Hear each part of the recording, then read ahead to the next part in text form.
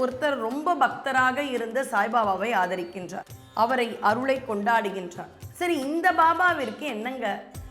இந்த பாபா தானே உவந்து வந்திருக்கின்றார். அதுதான் ரொம்ப அற்புதமான விஷயம். ஒரு அன்பருடைய வாழ்க்கையில சுவாமியே குழந்தை மாதிரி தேடி வந்து ஒரு இடம் தேடி அமர்ந்து இன்றும் பலருக்கும் வரப்பிரசாதியா இருக்கக்கூடிய ஒரு ஆலயம். அவரோட கனவுல பாபா வந்து உன் கூட நான் இருக்க விரும்புகிறேன். இப்படி கனவுல வந்தோடனே சரி, ஒரு எதேச்சியாக வந்த கனவு போல் சுவாமி நம்ம வீட்டில் இருக்காருன்னு விட்டுட்டார். ஒரு 10-15 நாள் கழிச்சு மறுபடியும் ஒரு கனவு வருது, நான் உன் கூட தான் இருக்க விரும்புகிறேன். ஏதோ ஒரு அருளி செயலோ ஒரு டிவினிட்டியோ இருக்குன்னு அவருக்கு தோன்றுகிறது. ஆனால் இதுக்கு எங்கே போய் விடை தேடணும்னு தெரியலை. நல்ல விஷயம் நினச்சி அதுக்கான வினா இருந்தால் அதற்கான விடை நம்மளை தேடி வரும்ன்றதுக்கு இந்த நிகழ்ச்சி தான் சான்று. பாபா திருக்கோயில்களுக்கான ஒரு கோயில் அமைப்பு உண்டு. இப்போ நம்ம சிவாலயங்கள் வேறு மாதிரி இருக்கும், திருமாலாலயங்களுக்கான ஆகமங்கள் உண்டு. இது வந்து வேறு விதமான ஒரு திருவுருவச் சிலை, திருவுருவ கோயில்னு இருக்கும் இல்லையா? அதன்படி அவர் மிக அழகான பாபா கோயிலுக்கான விதிப்படி ஒரு கோயில் கட்டிட்டார். ஒரு அன்பருக்கு வந்து விபத்தால் கால் வந்து நடக்கவே முடியாதுன்ற சூழ்நிலை. இவர் சொல்கிறார், பாபாவை வேண்டிக்கோங்க. ஏன்னா யாராவது நம்ம கிட்ட பிரச்சனைன்னு வரும்பொழுது சில சமயம் இந்த பிரச்சனையே தீர்க்க முடியாது, மருத்துவர்களே சொல்லிட்டாங்கன்னு நமக்கு தெரியும். ஆனால் நம்பிக்கையான வார்த்தை தானே நம்ம சொல்லுவோம். நீங்கள் பாபா பார்த்துப்பார், கவலைப்படாதீங்கன்னு ஒரு நம்பிக்கையின் பேரில் சொல்லிட்டார்.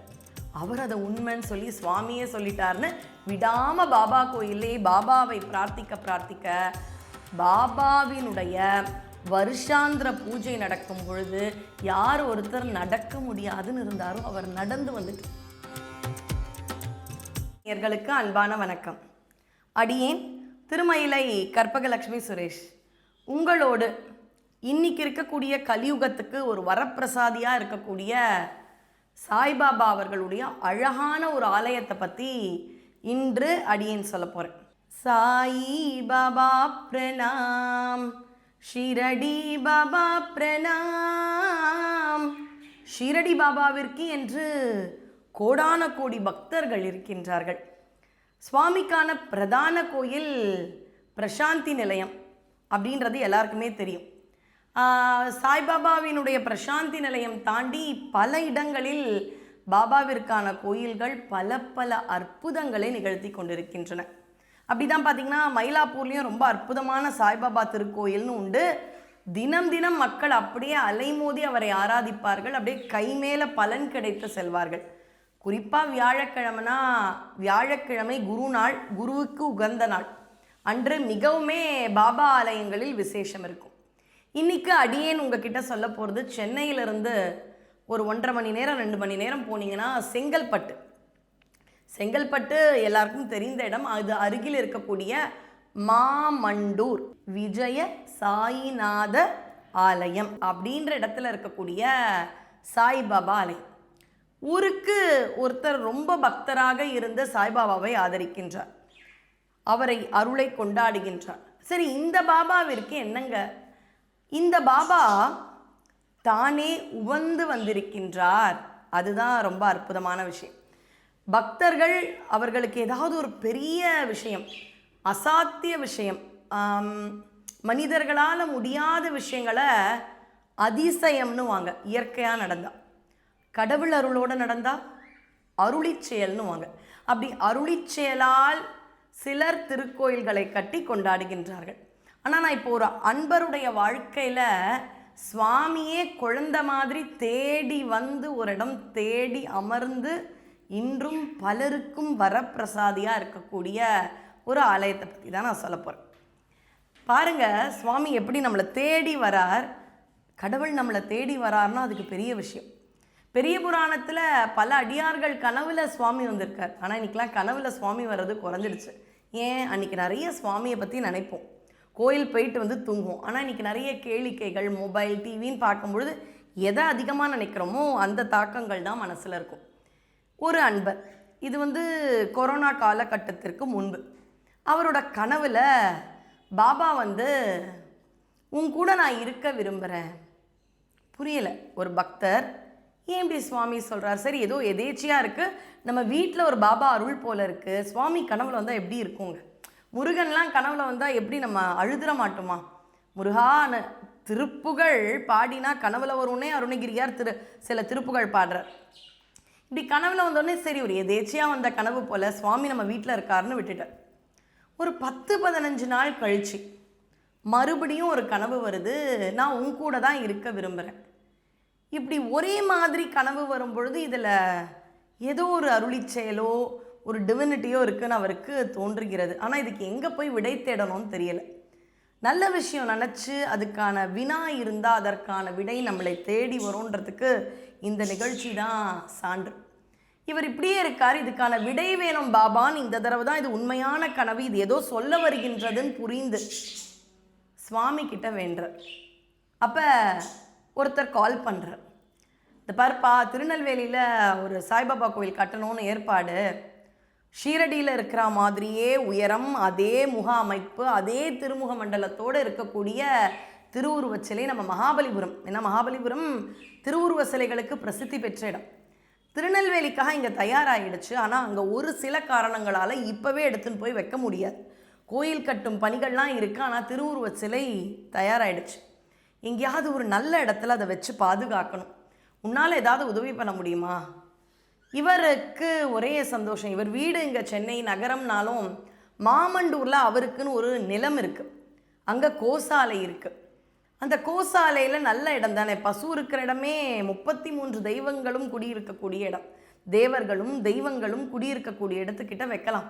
சரிப்பா, எனக்கே இந்த மாதிரி ஒரு கனவு வருது, அந்த கனவோட ரியாக்ஷன் தான் போல இருக்குது, புரிஞ்சிடுச்சு, முன்னாடியே அவர் சொல்லிட்டார், உனக்கு முன்னாடி கொண்டு வா அப்படின்னு சொல்லி ஒரு இடத்துல வச்சு தன்னுடைய கோசாலை பக்கத்தில் சுவாமி வந்தாயிடுச்சு. இன்னொரு ஊர் சுவாமி தான், ஆனால் அந்த சுவாமி அப்பா குழந்தைன்னு நினச்சிட்டா, இப்போ இன்னொருத்தர் வீட்டு குழந்தை என்கிட்ட ஒரு நாள் இருக்குன்னா உணவு போடாமல் இருக்க முடியுமா? அவங்க வீட்டில் நல்லா போடுவாங்கன்னு வேளா வேளைக்கு உணவு கொடுக்கணும்ல. அது மாதிரி இவர் என்ன பண்ணார், ஒரு நாளும் மாமண்டூருக்கு சென்று அந்த சுவாமிக்கு அபிஷேகம், ஆராதனை, அவருக்கான நெய்வேத்தியம் இதெல்லாம் பண்ண ஆரம்பித்தார்.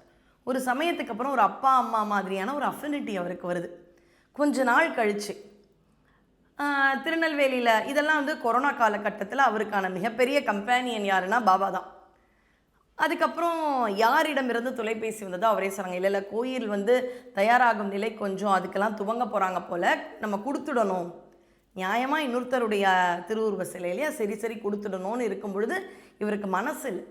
சரி, இது என்ன இப்படி ஒரு பற்று வைக்கிற ஒரு நிலை, இது இன்னொருத்தருடைய பொருள் இல்லையா அப்படின்னு இருக்கும் பொழுது மறுபடியும் ஒரு கனவு வருது, நான் உன் கூட தான் இருக்க போகிறேன், உன்னை விட்டு போகலை. சரி, நம்ம சுவாமியே நினச்சின்னு இருக்கோம், அது மாதிரி ஒரு கனவு வருதுன்னு இவர் விட்டுட்டார். இந்த கனவு வந்ததுக்கு கொஞ்ச நாள் கழித்து மறுபடியும் தொலைபேசியில் ஒரு அழைப்பு, இல்லை அந்த கோயில் கட்டக்கூடிய சில பணிகள் எல்லாமே கொஞ்ச காலம் தள்ளி போகுது, இந்த திருவுருவ சிலையை நீயே வச்சுக்க முடியுமா? காத்துட்ருக்கேன், ரொம்ப நாளாக காத்துட்ருக்கேன், அவருக்கும் எனக்குமான உறவெல்லாம் சொல்ல முடியும். சில பேர்லாம் சுவாமி கோயிலுக்கு போய் சுவாமியை பார்த்து அழுவாங்க, இது என்ன இந்தளவு இவ்வளோ பெரிய பக்தியா அப்படின்னு சொல்லலாம். ஆனால் சிலருக்கு சிலரோடு இருக்கும் அனுபவத்தை நம்மளால் உணரவே முடியாது. we can't comment certain things in the world, அதுதான் உண்மை. உடனே அவர் என்ன பண்ணார், இனிமே இன்னொருத்தருடைய திருவுருவ சிலைன்றதுனால திருக்கோயில் கட்டப்படாமல் பாதுகாக்கப்பட்ட பாபா அவர்களுடைய திருவுருவ சிலைக்கு இனிமேல் கோயில் கட்டணும். கோயில்னா என்னங்க, இல்னா இது எங்கள் வீடு, கோனா அரசன். யார் நமக்கான நிரந்தர அரசன்? இறைவன் தான். இறைவன் என்ற அரசன் வாழும் வீடு கோயில். சரி, சுவாமி கோயில் கட்டிடலாம். பாபா திருக்கோயில்களுக்கான ஒரு கோயில் அமைப்பு உண்டு. இப்போ நம்ம சிவாலயங்கள் வேறு மாதிரி இருக்கும், திருமாலாலயங்களுக்கான ஆகமங்கள் உண்டு. இது வேறு விதமான ஒரு திருவுருவச் சிலை, திருவுருவ கோயில்னு இருக்கும் இல்லையா? அதன்படி அவர் மிக அழகான பாபா கோயிலுக்கான விதிப்படி ஒரு கோயில் கட்டிட்டார். கட்டி கொண்டாடுறாராக, தேடி வந்தே பாபா, உன்னை எப்படி நான் விட்டுட முடியும்? அப்போ தேடி இந்த மாமண்டூருக்கு வந்திருக்கின்றாய் என்றால் இங்கு உனக்கு பலருக்கு அருள் செய்யும் நோக்கம் இருக்குது, அதனால தான் நீ தேடி வந்திருக்க அப்படின்னு இவர் கொண்டாட ஆரம்பித்து வியாழந்தோறும் உணவு அன்னதானம் எல்லாருக்கும் கொடுக்குறாங்க. பொதுவாக ஆலயங்கள்னாலே முதல்ல பசி தீர்க்கும் இடம். பசி தீர்ந்தால் தானே நமக்கு இறைவன் மீதே ஒரு ஈடுபாடு வர முடியும். ரொம்ப பசிக்குது, எனக்கு உணவே கிடைக்கல, ஏதாவது திருடலாமான்ற நோக்கம் தானே எனக்கு வரும் முதல்ல. அப்போ பசி என்பது இல்லை என்றால் தானே மனிதனாக என்னால் சிந்திக்க முடியும். அதனால் சிவாலயங்களாகட்டும் பாபா ஆலயங்களாகட்டும் உணவு பிரதானமாக இருக்கும். பசியோடு ஒரு உயிரினம் இருக்கக்கூடாது. வியாழக்கிழமைகள் கொடுக்க ஆரம்பித்தார். இப்படியே இருக்கு, மக்கள் வர ஆரம்பிக்கிறாங்க. ஒரு அன்பருக்கு விபத்தால் கால் நடக்கவே முடியாதுன்ற சூழ்நிலை. இவர் சொல்கிறார், பாபா வேண்டிக்கோங்க. ஏன்னா யாராவது நம்ம கிட்ட பிரச்சனைன்னு வரும்பொழுது சில சமயம் இந்த பிரச்சனையே தீர்க்க முடியாது, மருத்துவர்களே சொல்லிட்டாங்கன்னு நமக்கு தெரியும். ஆனால் நம்பிக்கையான வார்த்தை தானே நம்ம சொல்லுவோம். நீங்கள் பாபா பார்த்துப்பார், கவலைப்படாதீங்கன்னு ஒரு நம்பிக்கையின் பேரில் சொல்லிட்டார். அவர் அதை உண்மைன்னு சொல்லி சுவாமியே சொல்லிட்டார்னு விடாமல் பாபா கோயிலே பாபாவை பிரார்த்திக்க பாபாவினுடைய வருஷாந்திர பூஜை நடக்கும் பொழுது யார் ஒருத்தர் நடக்க முடியாதுன்னு இருந்தாரோ அவர் நடந்து வந்துட்டு. அப்போ நம்பிக்கை, அதுவும் குறிப்பாக மாமண்டூரில் அருள் பாலிக்கும் விஜய சாயிநாத ஆலயம் அப்படியே கை மேலே பலன் தரார். ஒரு பெண் குழந்தை பாகியம் கேட்டு வந்திருக்காங்க. அவங்களாம் அப்படியே நெகிழ்ச்சியோடு சொல்கிறாங்க, நாங்கள்லாம் போகும்பொழுது குழந்தை பாகியம் கேட்டு எங்களுக்கு குழந்தை வந்த ஆலயம், எப்படி சுவாமியை மறக்க முடியும், குழந்தையோடு வரும். ஏன்னா இன்றைக்கும் பலர் பேரில் பார்த்தீங்கன்னா பிடிச்ச பேர் வச்சுருவாங்க, ஆனால் சாயின்றதை முன்னாடி சேர்த்துப்பாங்க. என் குழந்தை பேரே ஏகாட்சரன், என்னுடைய பெரிய மகன் பேர் சாய் ஏகாட்சரன்னு வச்சுருக்கேன். ஏன்னா சத்தியமான விஷயம், மயிலை பாபா ஆலயத்தில் அப்போ நம்ம கையால் பால் அபிஷேகம் விடியற் காலை போனால் பண்ணலாம். அப்படி பால் அபிஷேகம் செய்து அடியன் முதல் குழந்தை கருவுற்றேன். அது எழுதி நான் நிறைய பேருக்கு சொல்லிட்டு வந்தேன், ஏன்னா இந்த அருள் தெரியணும் எல்லாருக்கும். அப்போ என் குழந்தைக்கு சாய் ஏகாட்சரன் அப்படின்ற பெயர் வச்சுருக்கோம். அப்போ அந்த சாய்பாபாவினுடைய அருளை நாங்கள் சாய்பாபாவின் பக்தர்கள்ன்ற கூட்டத்தை அந்த சாயின்ற பேர் நிறைய குழந்தைங்களுக்கு அந்த பேருக்கு முன்னாடி இருக்கிறது தான் ரொம்ப அழகாக உணர்த்தும். அந்த அன்பருக்கு ரொம்ப கோயில் பராமரித்து வியாழந்தோறும் அன்னதானம் செய்தாலும் தினந்தோறும் அன்னதானம் பக்தர்களுக்கு செய்யணுன்றது தான் ஆசை. எந்த அளவு அன்னதானம் செய்கிறோமோ அந்தளவு வயிற்று வலி வராது, நம்ம குலத்துக்கே பசி வராது, அடுத்த பிறவியில் வைத்த வலி வரவே வராதாம். இந்த பிறவியில் நாம் செய்யும் அன்னதானம் அடுத்த பிறவிக்கான ஃபிக்ஸட் டெபாசிட்.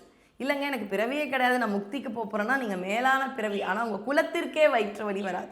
அதனால் முடிந்த அளவு அன்னதானம் செய்யுங்கள். ஏதாவது ஒரு நாள் சுவாமி உங்களுக்கு ஏதாவது நன்மை கொடுத்தார், சின்ன லாபம் கொடுத்தா, இன்றைக்கி ஒரு நாள் நாங்கள் கொடுக்குறோமே அன்னதானம் அப்படின்னு ஒரு அன்னதானத்தை ஏற்றுக்கலாம். எவ்வளோ பேர் வயிறார சாப்பிட்டு அது ஒன்று தானே போதும்னு சொல்லுவோம். இப்போ கோல்டு தரோன்னா போதும்னு சொல்லுவோமா, இருக்கிற வேலையில் மாட்டோம். ஆனால் உணவு போதும்னு சொல்லுவோம், திருப்தியாக இருக்கும். அந்த உணவினை கொடுத்து இறைவனுடைய அருளை அப்படி டைரெக்டாக பெறலாம். அதனால் பாபா ஆலயம், நிறைய பாபா பக்தர்கள் இருப்பீங்க. ஏதாவது ஒரு விஷயம் நடக்கிற மாதிரி இருக்குது, தள்ளி போகுது, தடங்கலாது, இது நடக்கணும் அப்படின்றவங்க எல்லாம் ஒரு தடவை நம்ம மாமண்டூர் விஜய சாயிநாத ஆலயம்க்கு போகலாம். யாரையோ நம்பி நம்ம ஏதோ பண்ணுவோம், ஆனால் கடவுளை நம்பினாங்க கொஞ்ச நாள் தள்ளி போகும், அது நம்முடைய வினை தான், ஆனால் கைவிடப்படார், அதுதான் சத்தியம். அதனால் மாமண்டூர் விஜய சாயிநாத ஆலயத்திற்கு வாருங்கள். சுவாமியின் அருளை பரிபூரணமாக பெறுங்கள். உங்கள் வேண்டுதல் நிறைவேற அல்ல நல்ல நிலையில் இருக்கீங்களா, ஒரு நாள் அன்னதானத்தினை ஏற்றுக்கொள்ளுங்கள்.